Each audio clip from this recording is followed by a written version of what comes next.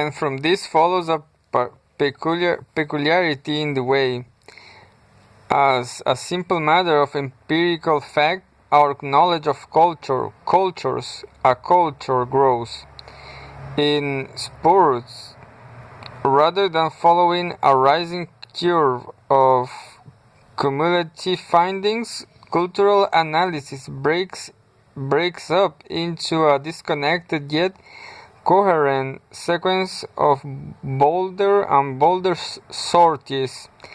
Studies to do build on other studies, not in the sense that they take up where the others leave off, but in the sense that better informed and better conceptualized, they plunge more deeply into the same things. Every serious cultural analysis starts from a sheer beginning and ends where it manages to get before exhausting its intellectual impulse. Previously formulated hypotheses tried out, but the movement is not from already proven theorems to newly proven ones. It is from an awkward fumbling for the most elementary understanding to a supporter claim that one has achieved that and surpasses it. A study is an advance if it is more incisive, whatever that may mean, than those that preceded it, but it less stands to their shoulders than challenged and challenging runs by their side. It is for this reason, among others, that the essay, whether of 30 pages or 300, has seemed the natural genre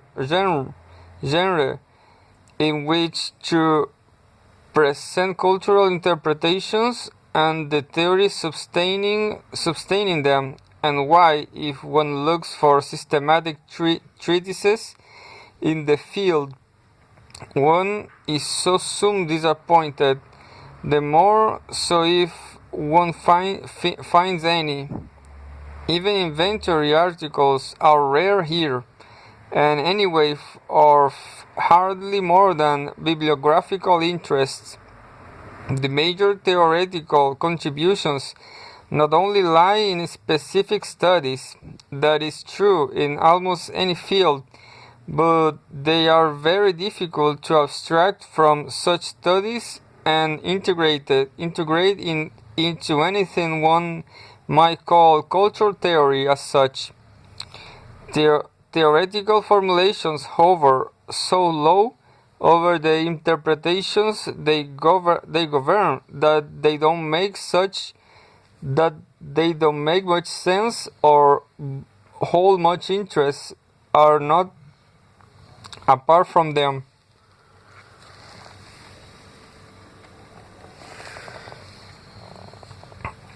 This is so not because they are not general. If they are not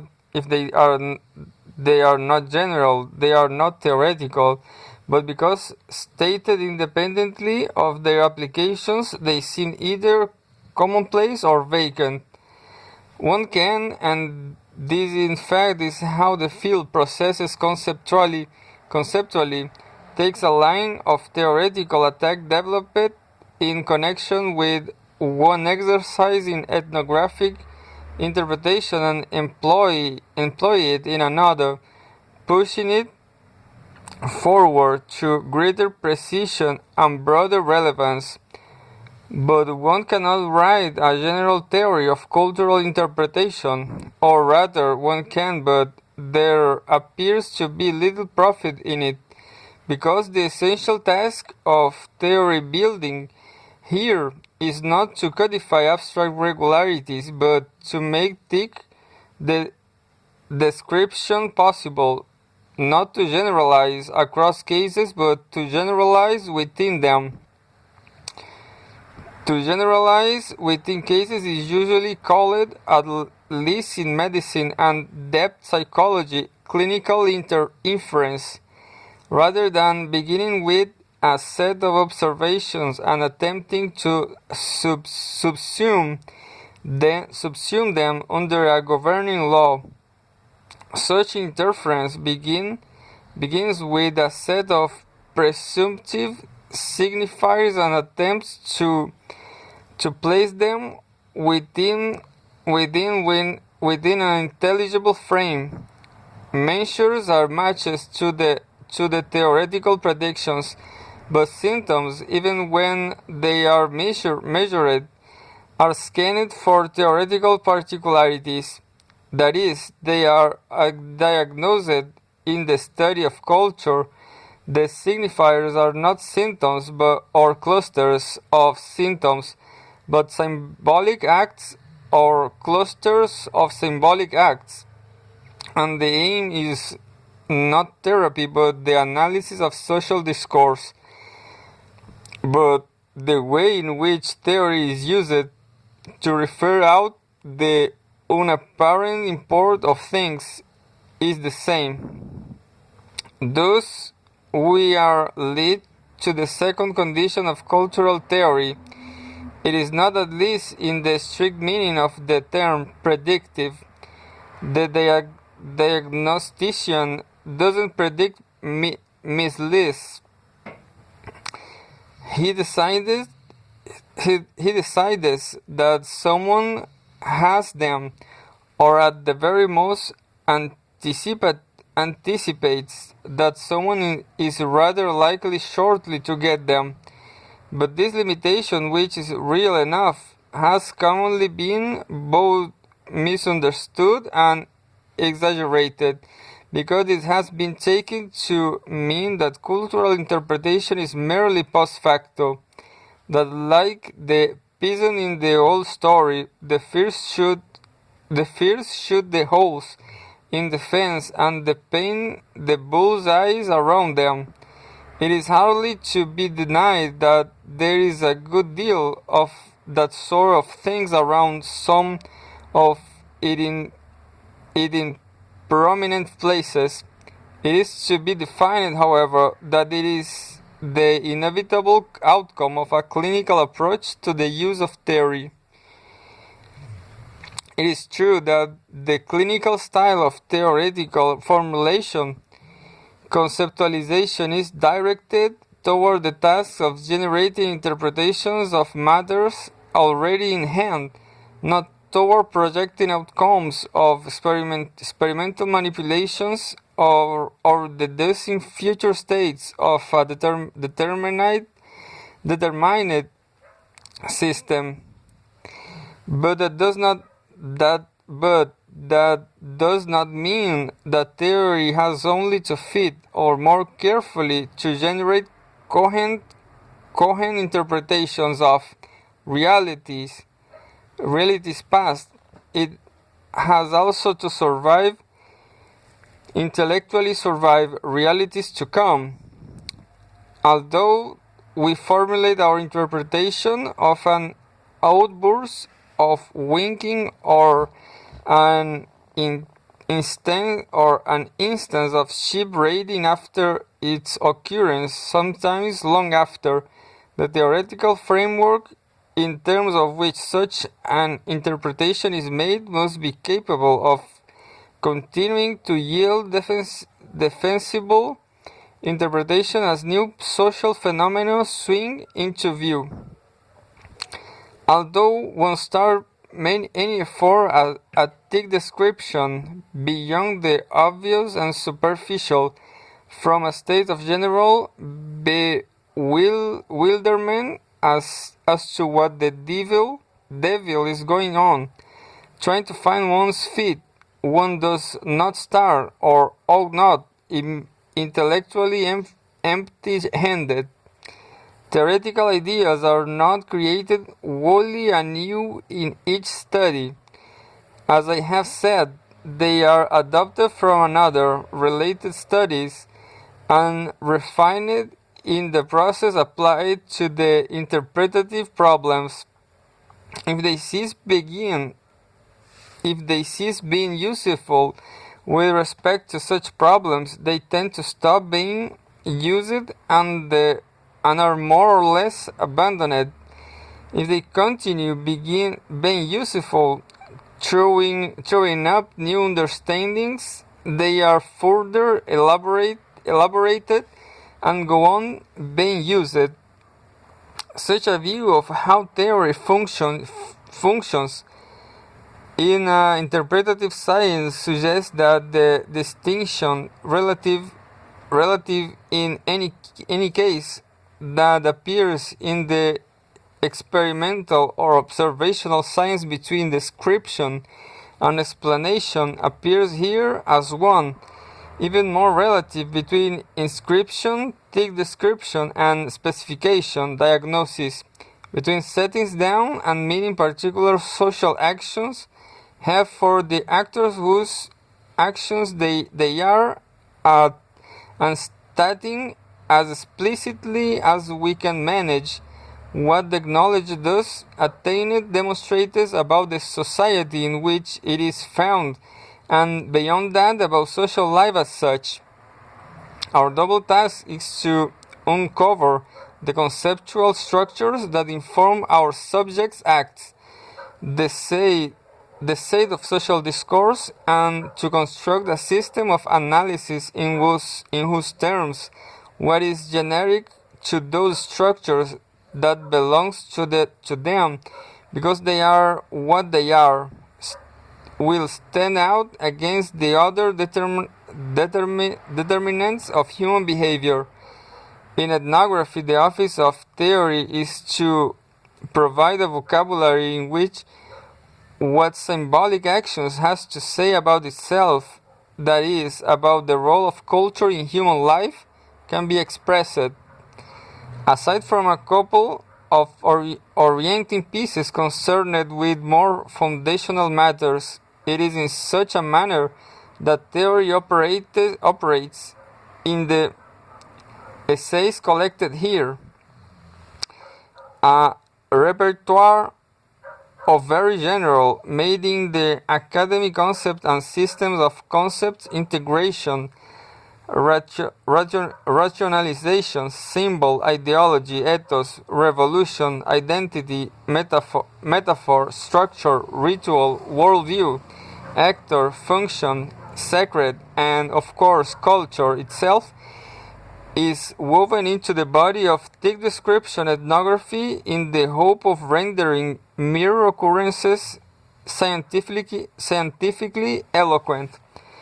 The aim is to draw large conclusions from small but very densely textured facts, to support broad assertions about the role of culture in the construction of collective life by engaging them exactly with complex specifics. Thus, it is not only interpretation that goes all the way down to the most immediate observational level. The theory upon which such interpretation conceptually depends does so also. My interest in Cohen's story, like Ryle's in Wings, grew out of some very general notions indeed. The confusion of Stone's model, the view that social conflict is not something that happens when, out of weakness, identifiedness, obsolescence, or neglect, cultural forms cease to operate, but rather something which happens when, like burlesqued wings, such forms are pressed by unusual situations or unusual intentions to operate in unusual ways. It's not an idea I go from Cohen's story. It is one instructed by colleagues, students, and predecessors. I brought to it. Our innocent innocent-looking note in a bottle is more than a portrayal of the frames of meaning of Jewish peddlers, Berber warriors, and French proconsuls, or even their mutual interference. It is an argument that to rework the parents of social relationships is to rearrange the coordinates of the experienced world. Society's forms are culture's substance. 8. There is an Indian story, at least I hear it as an Indian story, about an Englishman who, having been told that the world rested on a platform which rested on the back of an elephant, which rested in turn on the back of a turtle, asked perhaps he was an ethnographer. It is the way they behave. What did the turtle rest on? Another turtle, and that turtle, Sahib, after that, it is turtles all the way down. Such indeed it is the condition of things. I do not know how long it will be profitable to meditate on the encounter of Cohen the Sheikh and Dumari, the period that has perhaps already been exceeded, but I do know that however long I did so I will not get anywhere near to the bottom of it, nor have I ever gotten anywhere near to the bottom of anything I have ever written about, either in the essays below or elsewhere. Cultural analysis is intrinsically incomplete, and worse than that, the more deeply it goes, the less complete it is. It is a strange science whose most telling assertions are its most tremulously based, in which to get somewhere with the matter at hand is to intensify the suspicion, both your own and that of others, that you are not quite getting it right, but that along with plaguing subtle people with obtuse questions is what being an ethnographer is like. There are a number of ways to escape this: turning culture into folklore and collecting it, turning it into traits and counting it, turning it into institution and classifying it, turning it into structures and toying with it. But they are escapes.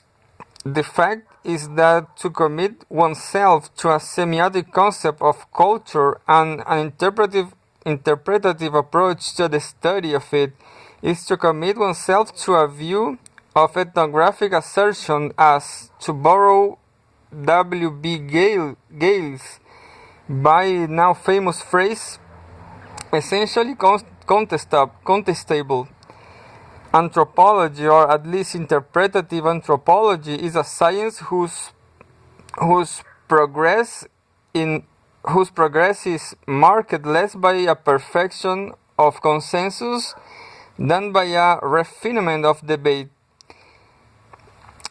What gets better is the precision with which we vex each other.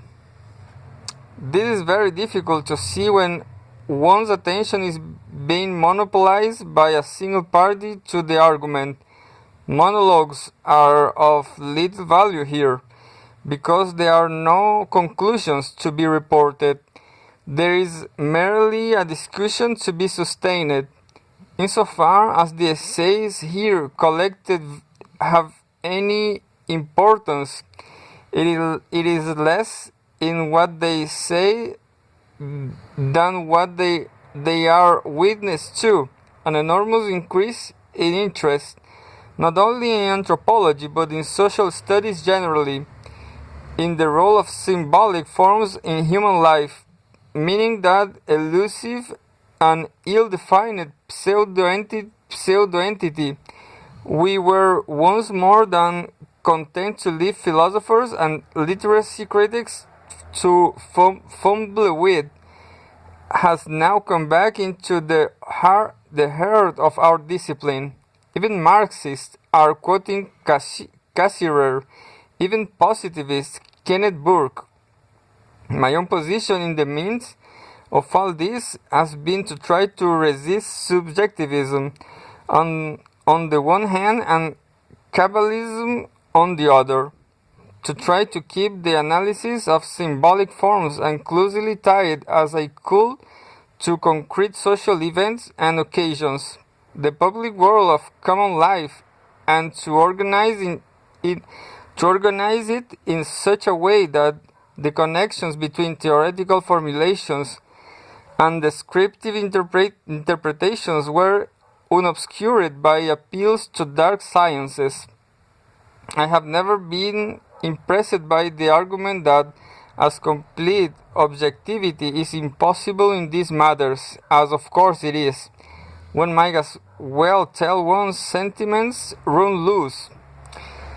As Robert Solow has remarked, that is like saying that as a perfectly aseptic environment is impossible, one might as well conduct surgery in a sewer. Nor, on the other hand, I have been impressed with claims that structural linguistics, computer engineering, or some other advanced form of thought is going to enable us to understand men without knowing them. Nothing will discredit a semiotic approach to culture more quickly than allowing it to drift into a combination of intuitionism